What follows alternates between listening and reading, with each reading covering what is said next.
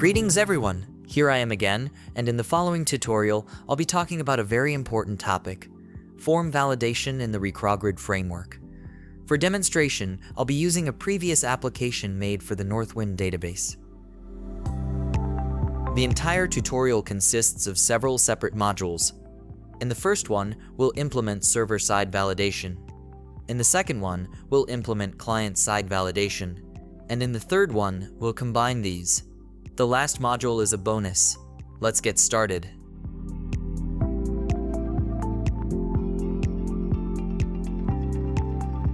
In the example, I'll be setting up validation for the discount field on the order detail form related to order. This field accepts a percentage value, which I'll be examining.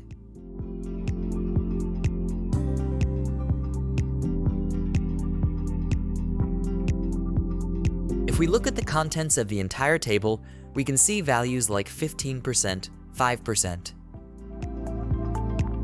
20%, or 25%. Okay.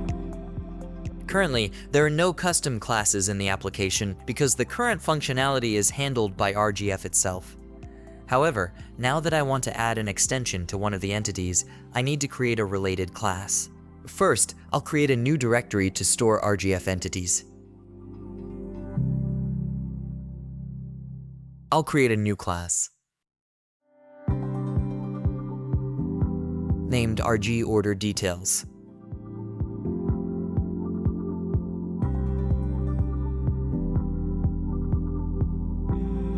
I'll derive this from RGF core with the type parameter based on the order details model.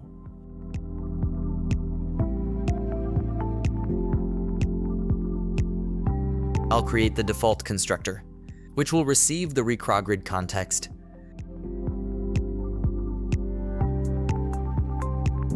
I'll override the onValidation method. Here, I'll receive the record as a parameter. I'll create a condition for the discount field to check if its value is between 1 and 90%.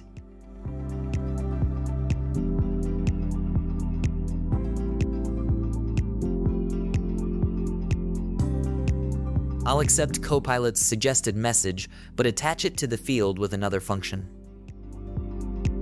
For example purposes, I'll also return a directly attached error message to the form. Here we have the complete record and database access, so we could perform much more complex validation, but for the demo, this will suffice. Now I need to tell RGF to use this class instead. I'll open the entity editor and find order details. I'll rename it. Set it as a custom class, and provide the type definition for it to create based on. Done. I'll refresh the page. Let's try it out. Let's say 10. And there's the error message. The field error message is attached to the field and in the summary, and the form message is only in the summary.